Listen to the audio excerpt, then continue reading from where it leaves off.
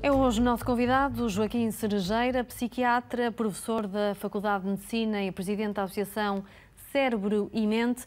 Vem falar dos resultados de um estudo no estabelecimento prisional de Coimbra que revela que um em cada cinco presos sofre de perturbação, de hiperatividade e déficit de atenção. Muito bom dia, obrigada por estar connosco. Bom dia. Vamos já falar dos resultados desse estudo. Para já analisamos os temas da imprensa que hoje dão destaque ao atentado em Londres.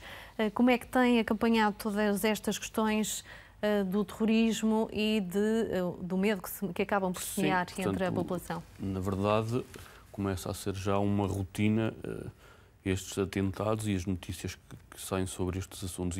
Portanto, eu achei interessante uma notícia do jornal I que nos faz um pouco a contextualização em termos de factos do que é que isto representa na realidade. Portanto, há um forte componente emocional que afeta muito as populações e as pessoas, o medo instala-se, mas o que é certo é que, de facto, observando os dados, os números, e isso vem aqui expresso neste artigo, de facto, a Europa continua a ser uma região bastante segura quando comparado com o resto do mundo. Portanto, representa 2% dos ataques terroristas a nível mundial e, por outro lado, há uns anos atrás havia mais ataques terroristas, não deste cariz jihadista, mas sim nacionalista, nomeadamente com o IRA e com a ETA, etc.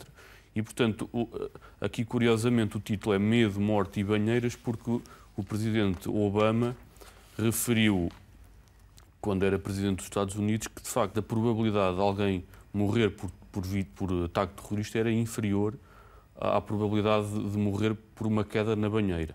Isso, na altura, foi interpretado como uma coisa de mau gosto, mas, pronto, para termos uma noção de que, de facto, continuamos a viver numa região privilegiada em termos de segurança, embora, evidentemente, é sempre lamentável como é que estes ataques intencionais afetam as populações e pessoas inocentes.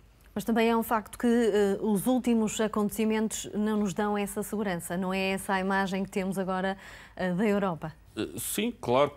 Na verdade, racionalmente, não teríamos muitas razões para estar inseguros. Agora, tal como estes dados comprovam, mas aqui temos uma questão emocional, ou seja, nós, como isto são episódios imprevisíveis, afetam qualquer pessoa que pode estar a passar na rua, portanto, são algo que não se pode prevenir, ou as medidas contra este tipo de ataques são muito difíceis e, portanto, quando depois os políticos, nomeadamente Theresa May, vêm dizer que é preciso acabar com estes atos de terrorismo e é preciso implementar medidas, a questão é que medidas, porque são ataques feitos com facas e com carros, não é? Portanto, é muito difícil e isso gera um grande clima de insegurança, sim. Muito bem, quero falar também de violência, outro tipo de violência, a violência no namoro, com 72 denúncias num só mês. Por que é que decidiu sublinhar este assunto? Sim, decidi, não pelo número em si, porque 72 denúncias possivelmente são apenas a ponta do iceberg. Portanto, aqui é um projeto é um observatório da violência no namoro que iniciou a sua atividade muito recentemente e, portanto, num mês teve 72 denúncias. O que eu queria chamar a atenção é que, de facto, isto é um problema que nós, na prática do dia-a-dia, eu sou psiquiatra, portanto, vejo bastantes casos de pessoas com perturbações emocionais e do comportamento relacionados com estes fenómenos e, sobretudo, na idade jovem. Ou seja, e isso leva a relações disfuncionais para o resto da vida. Muitas vezes as vítimas não têm coragem de se manifestar ou de fazer queixa ou de procurar ajuda e, portanto, eu acho que esta notícia pode ajudar muitas pessoas que estão, neste momento, a ser vítimas deste tipo de fenómeno. E muitas vezes não reconhecem, não sabem qual é o limite e quando é que estão perante a violência. Sim, em alguns casos sim, porque se torna um hábito. São pessoas que já nasceram em famílias disfuncionais, observaram os pais também com este tipo de episódios.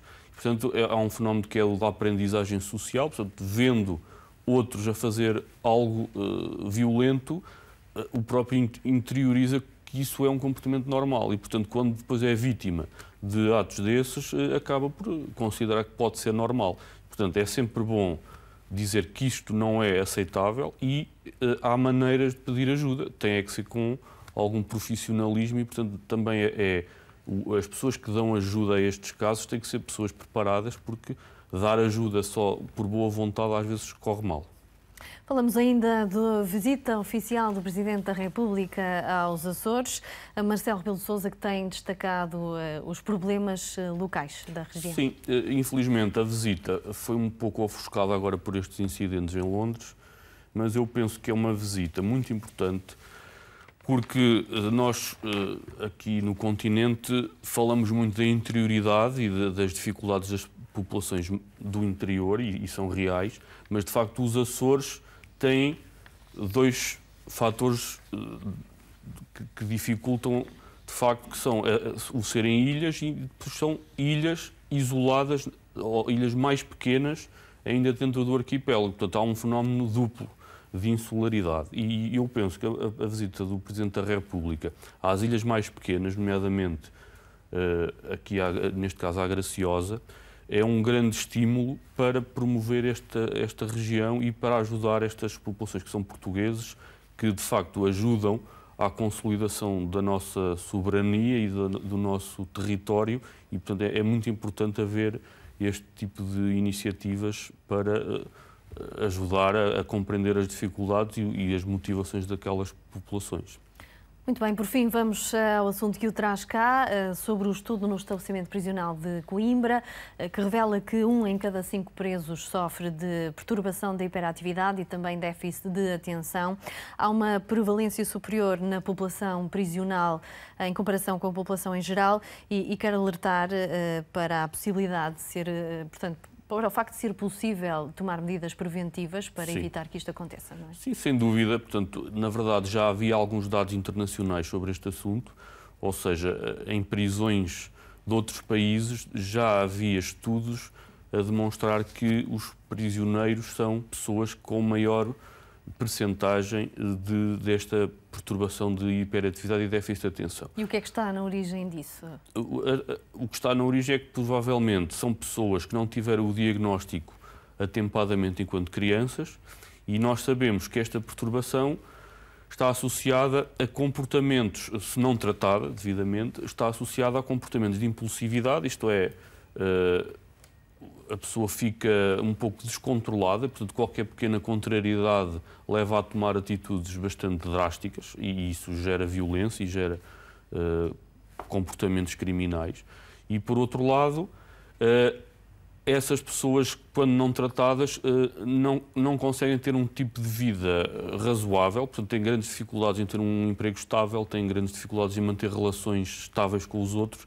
E isso portanto, não está relacionado com o que se passa nos estabelecimentos prisionais, já vem de trás, não é? Sim, portanto, convém sublinhar isso. Claro, é uma consequência e não uma causa. Portanto, claro que nós fizemos um estudo transversal, portanto, não avaliámos como eram estas pessoas antes de irem para a prisão, portanto, foi um estudo que se baseou nos sintomas que eles têm agora. O que nós encontramos foi também um aumento dos problemas judiciais nas pessoas que tinham mais sintomas desta doença. Portanto, quem tem mais sintomas também tem mais problemas com a justiça desde uma idade mais precoce. E isso, de facto, é um indicador muito forte que estas pessoas, já muito cedo, apresentavam comportamentos difíceis. Portanto, isto vem confirmar que é possível tomar medidas de prevenção criminal na origem. Portanto, o problema tem de ser resolvido na gênese do problema. Naturalmente que isto não explica todos os comportamentos criminais, mas o que isto significa é que o comportamento de parte da população prisional se deve a patologia psiquiátrica. E é uma patologia que se pode tratar. E isso é que é o interesse deste estudo. Portanto, não é... E em muitos casos não é diagnosticada essa patologia, não é? Portanto, se for, o prognóstico dessas pessoas será melhor e em vez de serem um pouco empurradas para um estilo de vida marginal, têm sucesso no trabalho, têm sucesso na sua profissão, na relação com os outros e isso pode mantê-los num rumo adequado, com um estilo de vida adequado. Joaquim Cerejeira, muito obrigada por ter estado connosco. Obrigado. Um bom dia e uma boa semana. Bom dia.